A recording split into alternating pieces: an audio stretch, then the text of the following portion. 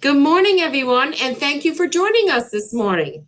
Today, we are joined by Barbara Smith, our ATP Second Vice President. Barbara is joining us from her place in Chicoteague Island, Virginia. Good morning, Barbara. Good morning. How's everything down there in Chicoteague?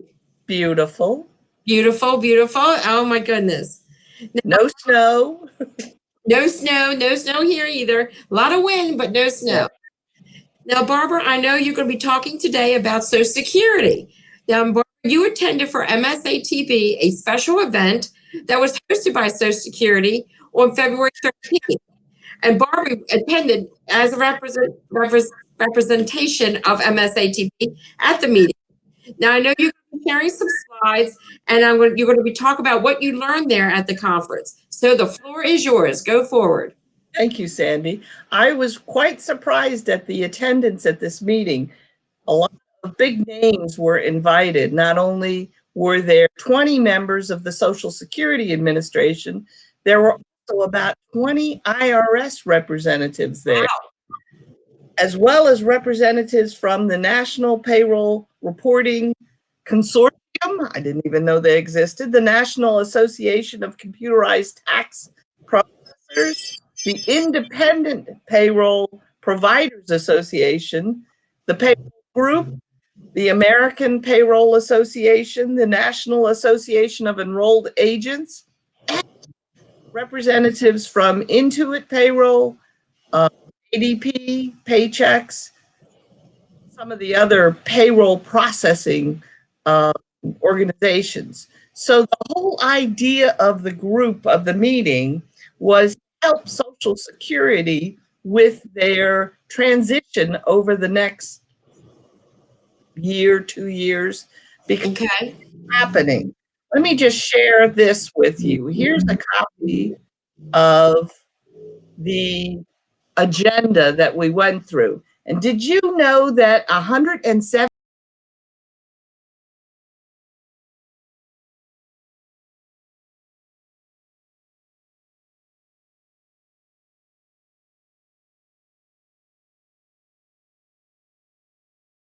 billion per month in benefits?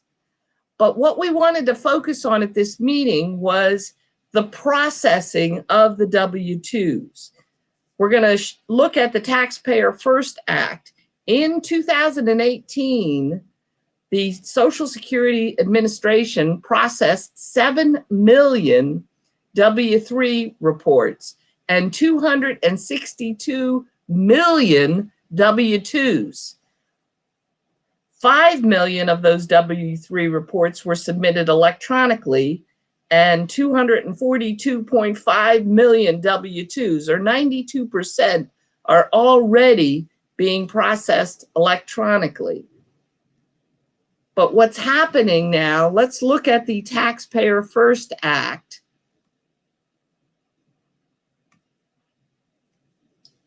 So the big picture, the employee works and earns wages. Then the employers and the third parties withhold taxes, and those are then paid to the Treasury on a regular basis. The employers and third parties send their W-2s to the SSA. The SSA takes earnings from the W-2s and posts those to the master earnings file. And of course, all this is important because that's the information that they use to figure out what benefits you're going to be getting when you retire. The SSA then sends the W-2 data to the IRS, and the IRS, we know, uses it for matching on our tax returns. The Taxpayer First Act is, the whole intent of this act was to help taxpayers and to broadly redesign the IRS procedures. So it's trying to expand and strengthen taxpayer rights and reform the IRS into a more taxpayer-friendly agency by requiring it to develop a more comprehensive customer service strategy and modernize its technology. So when you think about all the identity theft we've been having, Sandy, this is the most crucial information that is out there, and they're trying to improve the technology so that the SSA isn't hacked. So what's happening with the Taxpayer First Act is that in January 2021, the next time that we go to file W-2s, the threshold is going to be lowered to 100. So if you have 100 or more W-2s, you're going to be required to file electronically. And the SSA estimates that this is going to affect 16,000 employers and cause another 3 million W-2s to come to their front door. What they're really looking at is in January 2022, the threshold is lowered to 10. That's right, 10, which we all know is going to affect a lot of people.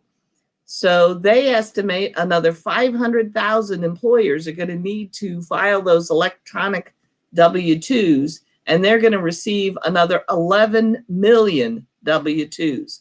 So basically, they're gearing up for what they think is going to be a flood of telephone calls in January 2022. Of course, they also point out that the SSA needs less than an extra day to process 14 million additional electronic W-2s, and that they process 100 million W-2s per week. Their 2-year plan is to work with the IRS, determine the impact on their services, evaluate tools to help employees and employers improve their website and other system-related needs, figure out what the budget is, and then, of course, do a lot of marketing through email and social media to get the word out. And of course, at Maryland, we're always ahead of the game. We're always out there giving you this relevant information way before you need it. But they're hoping to work with the wage reporting, payroll, and tax community. So they think there are going to be 3 electronic options that'll be available to us. One is through the SSA self-service site, where people can upload the W-2s online. They think that probably only 1.9 million W-2s will be using this feature, and only 372,000 employers, or 5% of the total employers. The next is a file upload. So these are employers that are a little bit more sophisticated, and they'll use software to create a file that will then be uploaded through the Business Services Online, or BSO. And the third is the third-party advisors, those providers. Those are the 4 fee services. So for instance, Paychex, ADP, and some of the other payroll providers that will be electronically submitting their wage reports. So this is what it's going to look like for your electronic wage reporting service upload. So they're asking for our help in gearing up for this whole process. Next on the agenda, we looked at a little bit of their authentication and authorization. And, you know, as you walk through this, the whole thing becomes very frightening.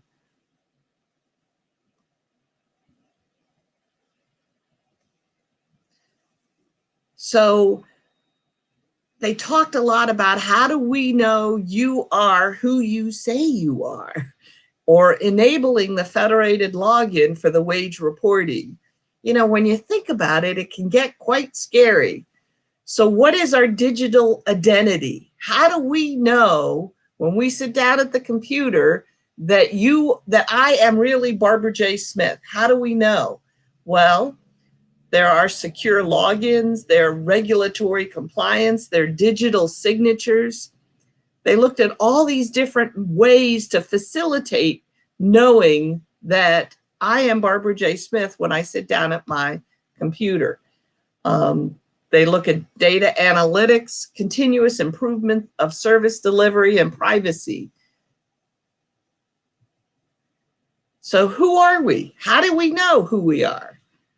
And what are you allowed to do? You know, when you think about this, an employer probably isn't the one sitting at the computer pushing the button to upload those W-2s. It's probably the payroll clerk. And what happens when that payroll clerk leaves? How does the Social Security Administration know that new person is authorized? So there's identity risk, there's identity proofing, there's authentication, oh my goodness, and identity federation. So when we looked at Identity Federation 101, many online services require the login to allow you to select the provider of your choice without having to create a new account.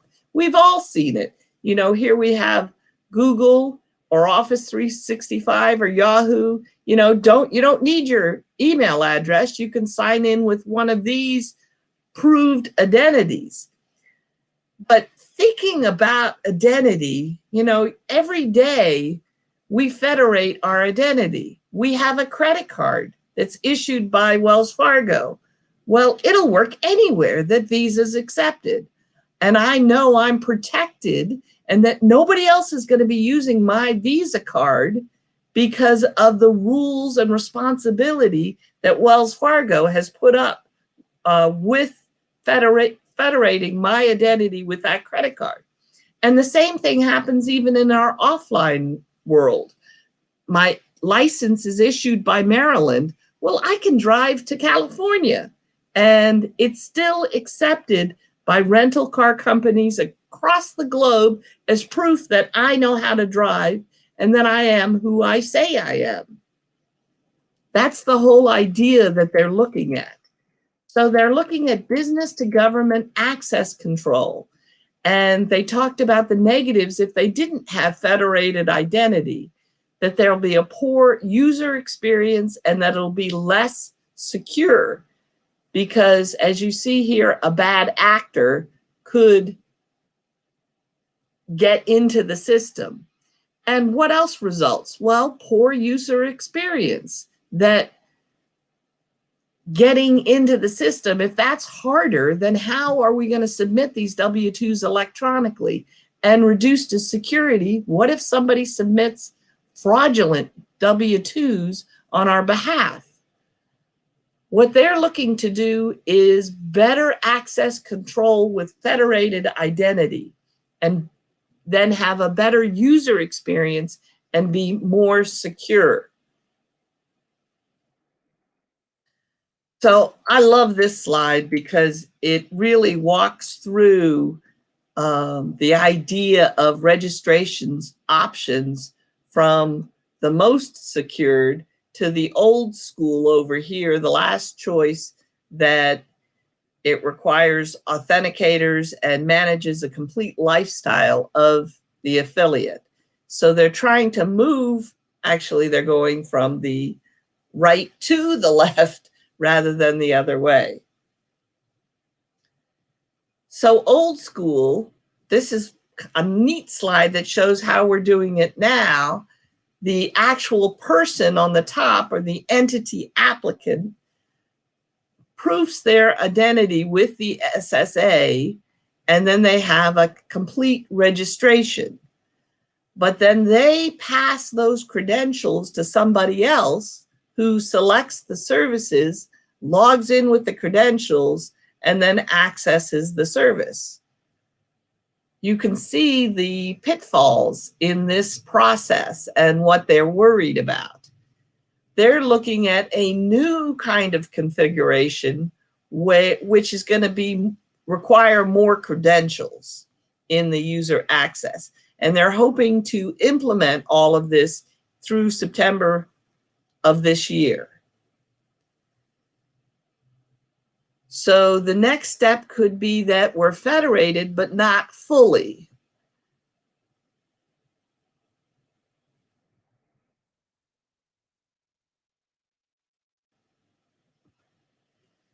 So that we talked quite a bit about that, and you saw the pitfalls with it. They also talked about third-party consent and their plans to push this out on social media.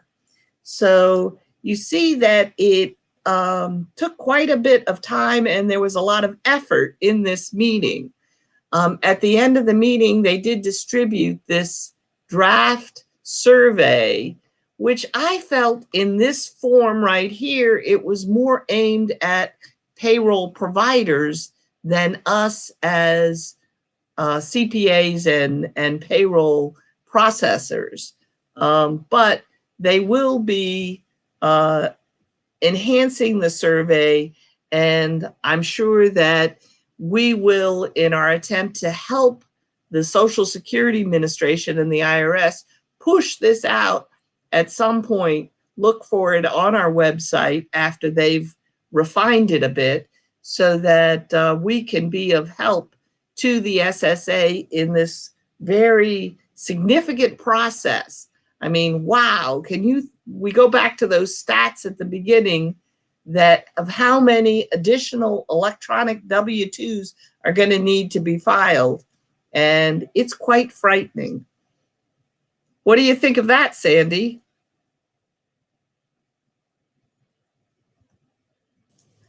Can you hear me? Oh, there we are. Can you, Barbara, you there? I'm here. Okay, great. I think it's pretty amazing. I'm telling you, that is some great information that you have shared with us. I mean, and it's being, I'm telling you, it looks like they're being very aggressive too, to thinking that they can have this done within 2 years. I mean, because that's a lot of W-2s and a lot of W-3s. Exactly. Well, we're going to be meeting again in the fall. Okay. So I'll return with an update in the process. Mhm. But I was quite encouraged that they are taking it so seriously and that they know that there's going to be a problem on the horizon. Right. I can't even begin to think what January 2021 is going to be like for a lot of small businesses. Right. Well, I'll tell you, just like you said, you're going to have an update in the fall. And also for those who attend our seminars, we're actually having a seminar on Social Security that Bob Jennings is teaching for us. And that's actually going to be May the 13th in Frederick. And that is going to be a members only event. So that's quite a discounted 8-hour CPE. So, if you need, he might be sharing some additional information there as well. So, right. For those, so if you haven't had a chance, take a look at our website because we've posted almost all of our menu of seminars for the upcoming year. And so Yes. this is going to be Social Security, as well as Barbara's actually teaching 2 classes for us this year, one on QuickBooks and one on payroll. That's right. Look for my payroll class in December at Yeah. Church. And the one on Social Security is going to be in Frederick, which is a very central location to a lot of our members. So Yeah. so it always does such a wonderful job. That's not only going to be on payroll W-2s, but it will deal with helping your elderly clients in counseling them when to take Social Security. I've attended that seminar in the past, Sandy, and really learned quite a bit from it. Right. Look But I forward think to the more being there exciting again. is the new QuickBooks boot camp class that we're putting That's right. that you and Elliot will be teaching, actually twice, one in Gaithersburg and one in Columbia. Columbia, that's right. Columbia And I'm telling you in, that's going to be a 2-day event where you not only that our members can attend, but they can send their clients. They got a new client coming on board, and then they're like, well, I do not have time to go through this training with them.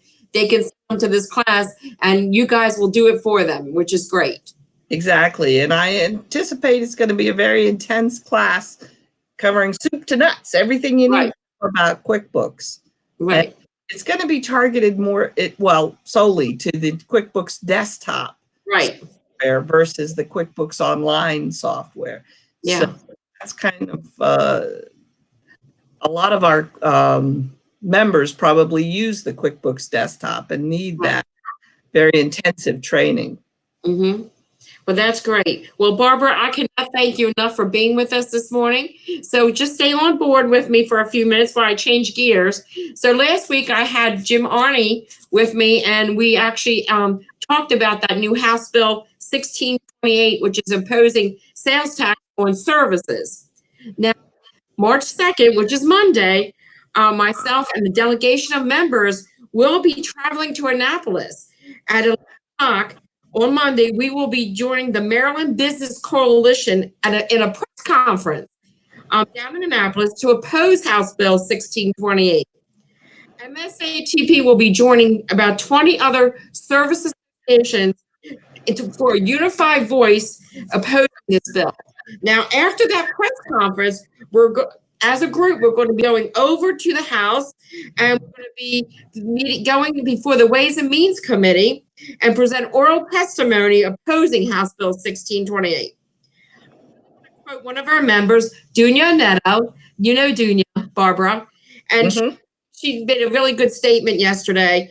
She stated, this bill is just another tax that will drive small business from operating in Maryland. It's just going to continue to do that. I think that was a really great point that Dunya made, and I want to thank her for that. And actually, she has been really doing a lot of work on this bill. So she's been a great asset. Now, what we're going to be doing right after this or within the day, we are going to be posting some things on our Facebook Live page about this.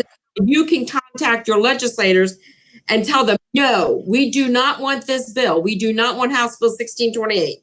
So to help our members, we prepared a template for your use. So we don't want you just to put the name in and just sign it. I want you to tweak the letter a little bit, because when they start seeing the same exact letter, they're saying, oh, well, they're just telling me the same thing. But if you tweak a little bit in your voice, it really makes a better impact in front of the legislation. So make sure you do that. So that'll be posted very shortly right after this presentation. Again, I want to thank Barbara for being with me today, as well as the entire delegation that'll be joining me Monday in Annapolis. Having the members take the time from tax season, Barbara, the delegation, Dunya, and the whole group, Alan Silverstein, we have a great team going down. Bill Feely. We should point out that bill is a sales tax on services. Yes. So that not only affects our clients, but could affect CPAs quite a bit. It could affect CPAs and tax preparers. That's why it is so important. It affects like 30 different services, all the way from morticians to massage therapists to